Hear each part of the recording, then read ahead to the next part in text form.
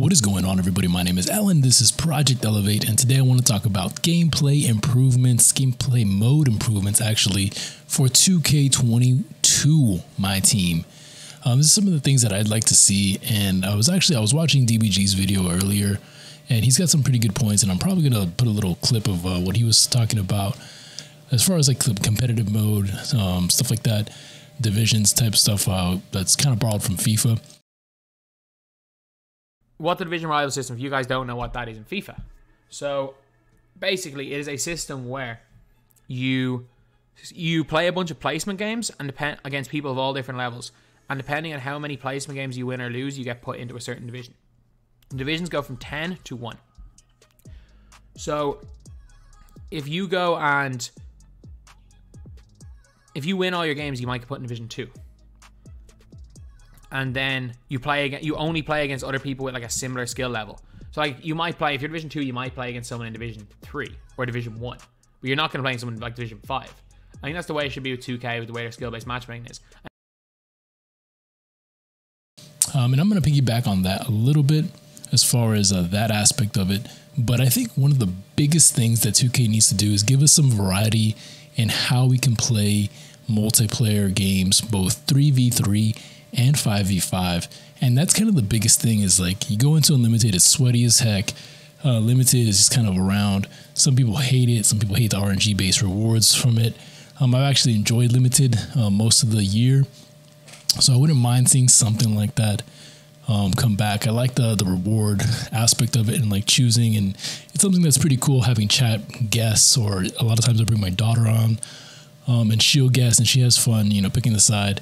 So that would actually be a really good reward mode for just like a casual mode after just unranked matches, something like that. But anyway, let's jump into this, and let's start off with the multiplayer competitive mode. Pretty much like a division system with leagues based on your skill. So skill point based, and leagues 10 through 1, 1 being the top tier league. And again, this is piggybacking on what DBG said, but he talked about having what I call the loading phase, tryout phase, 5 to 10 games for initial league placement. It could be at the beginning. As soon as you load into something, you're just gonna play X amount of games, so that it kind of places you based on your skill, and it's gonna give you random opponents from varying skill levels to see where you kind of have to start out or where you're gonna start off.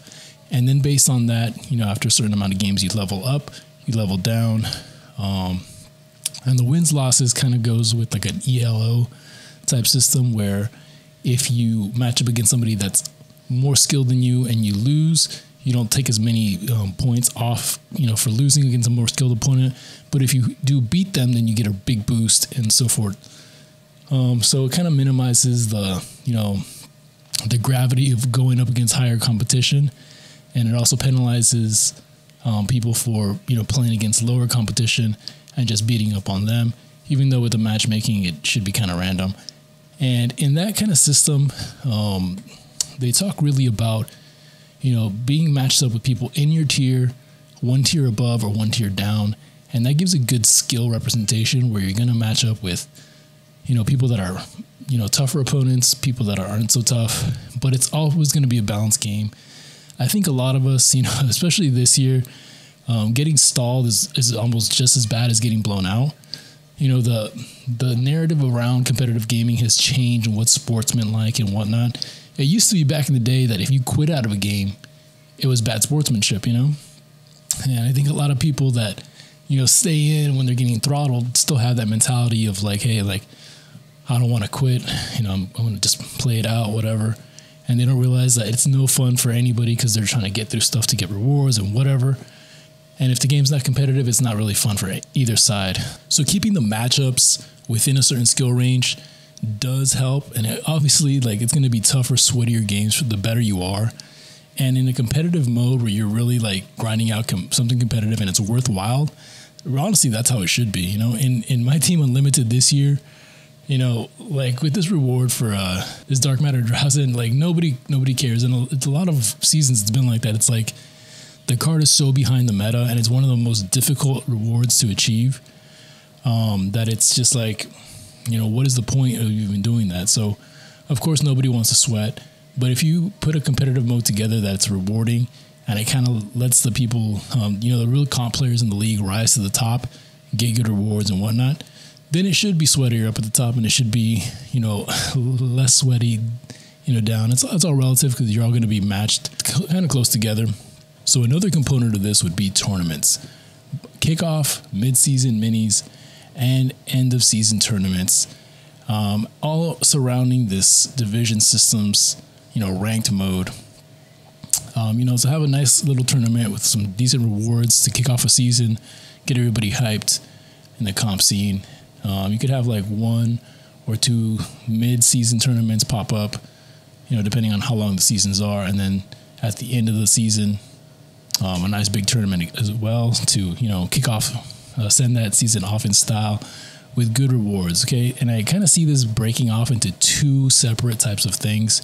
So pretty much in the top 2 leagues, so if you're in League 1, you're in League 2, you're at the elite level, this is head-to-head single elimination tournaments, with seeding starting with, players in the number 1 league, facing off against players in the number 2 league, and just kind of setting up those brackets, getting some nice big cash prizes. We have the 250K tournament and happens once a year. There's a lot of hype surrounding it. Obviously that's life-changing money, so it doesn't have to be that type of level, but they could be things like VC for finishing in the money, exclusive cards, even some cash prizes for the the top 2 players, the finalists on each console or whatever. Hopefully it's cross-platform next year anyway, but something like that. And the other half of that is going to be for players in the lower leagues. So everything from League 10 all the way up to League 3. You could break it down as far as the matchups. It's always going to be like 1 league above, 1 league below type of deal. However, with this, it's more kind of like a points per win type event over the weekend, whatever. And then if you finish in, the top, 1 through 10 or whatever, you get certain prizes. They used to do this a lot in the Myteam card game, where they'd have these events, and if just based on where you finished out in your rankings, you would get like a higher tier version of the card or whatever. So you could do stuff like that, give away packs, MT, things like that. That's not like game breaking or like super OP. We don't need cash prizes for everybody, but something that's going to get people just to play on the more competitive side of stuff. Okay. All right, so let's talk about now the casual modes, which is going to be the place where most people are going to spend most of their time. And really, there is no casual 5-on-5 mode in this game. Limited has sort of become that. It's not, we just need unranked play. And for this, if you guys know me, you guys know I like to make squad builders. I like to use teams that aren't meta teams. And what I'd love to see for this is for your teams to be kind of, instead of overall based, or even alongside if you want to keep the number there, but I want them to be kind of gem based. So, dark matter rated teams, opal teams, pink diamond, and each of those would have a lineup restriction. So for example, like a pink diamond tier team is limited to 3 pink diamonds or below, 3 diamonds or below, 4 amethysts or below, and as many rubies or below as you want. That way you kind of know where you're gonna stack, as far as what types of teams you're going to match up. If you really don't want to play, even at the end game, you really don't want to face a lineup of invincible cards, you should be able to load up a team that is underpowered and get a fair matchup based on that if you just want to go casual. Now, I do think competitive modes should encourage you using your best lineups. So I think that the matchmaking needs to be structured more for, skill point based matchmaking, and getting, within those like tiers and leagues and stuff like that. But on the casual side, I think that skill shouldn't take too much of a precedent, if at all, and should be more team based, just kind of casual. But that way you can play, different kind of levels of play. If you like playing a slower paced game, or you like playing with some of your favorite players that don't have OP cards or whatever that may be, I think that would be a great thing. I would love a mode like that. I've been asking for a mode like that for years. So I hope something like that can be worked into the equation. And the biggest thing is a clear indicator of where your team is at. we all know that, if you have, certain overall, you get into overall cheesing and blah, blah, blah. You want to keep it under this to get matched up with this type of team. Just give us the tiers, man. Just, it's going to be there. And you know that just like with the skill-based matchmaking, you're going to either face a team in your own tier, one below or one above. You can give that little bit of leeway to obviously cut down on matchmaking times and also give that little challenge. Sometimes if you're not challenged by facing a team that's a little bit more overpowered than yours, you're going to get bored. I know we all like to win all the time, but, a good challenge and improving our games and stuff like that is cool. Even in a casual setting, you can incorporate some of that where it's either your tier, one tier above, one tier below. Okay, and also for 5-on-5 casual mode, for the lack of a better name, I called it the Wild Wild West mode. And this is just like no position locks, no lineup restrictions, no skill-based matchmaking or rankings. It's just like go on there. It's going to be just wild craziness. You might go up there and you might, come up against, some weird center at point guard. And if that's what you want, man, and that's, you're like, get rid of position locks. I hate position locks. I want to play my team how I want to play my team. Give us just a mode where you can go in there and then go ham and do whatever you want. And it's just specifically to that little corner of the world. And like those people can go off and like, have fun there and don't have to bring that off, it's almost like the purge, like give them an outlet where they can just kind of do their thing. And maybe that'll prevent some of the cheese from, spreading into the other game modes. Let me know what you guys think about that. I think that's a better option than just totally getting rid of position locks. I think they're vital to the game. But give us a little corner where it's okay, do your thing, go crazy, go ham. Okay, so also in the multiplayer sphere, and this is an area where I think we have a little bit of room for growth, is, the play with friends, tab of the multiplayer. So you basically play unranked games against your friends. And that's kind of 2K's only kind of way to give us a customizable, casual experience or so. But it would be awesome if they expanded this. And I think one of the things that's very popular in, certain corners of the community is 5-on-5 team up. And I think that would just be awesome. There's ways to go around it with roster mods and blah, blah, blah. But, having a mode like that where you can, select any card in your deck, go out there, play with your friends, be part of, somebody's stream or set up whatever you want. I think a lot of people would really enjoy that. So in this type of mode, let the user, the host, whatever, determine if duplicates are allowed or not, whatever. That way people can, have fun. You can have a couple different Kobe's. You could have a team of all Giannis's at all different positions if you want, whatever. So give us those customization options to make that mode fun. And I think that would be really, really cool, alongside the normal 5-on-5. And also another thing I would love to see is, play with friends, 3v3, triple threat modes. So that way you can play, like a six-man, 3v3. I think that would be really fun. I mean, I know we have Park for stuff like that, but sometimes you want to just use those cards in your lineup. You have that card that you like, your favorite player, whatever, or he's a badged out this or that or whatever, and that would be another option, another outlet. I don't think it would be too hard to implement. So let us have something like that. I think that would be really cool. And then as far as the single player side of the modes, I think for the most part, we're pretty good, man. Domination has been rewarding. I have not completed most of the dominations this year, but in the past, I know it was the big, way to make tokens, rewards, make some MT, get some good free players early on. And the spotlights have been a hit since they've been introduced. The community always gets in a frenzy about the spotlights, one way or another.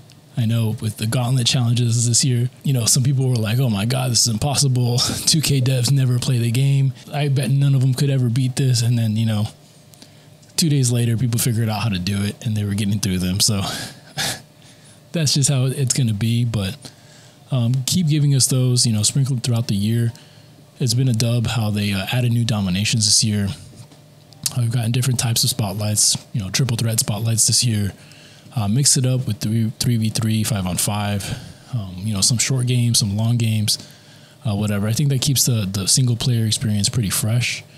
And then, we have the triple threat system that, works pretty good.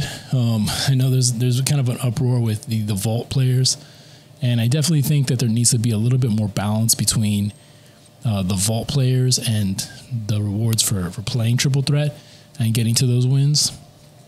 I mean, even this year, I haven't even cracked 850 so far, so I'm still a ways off from like where the top is. But if you just want to sit and grind, that's something that you should get a decent reward for, and it shouldn't just be, it shouldn't be such a huge discrepancy between like what's in the vault and what you can get by just winning games.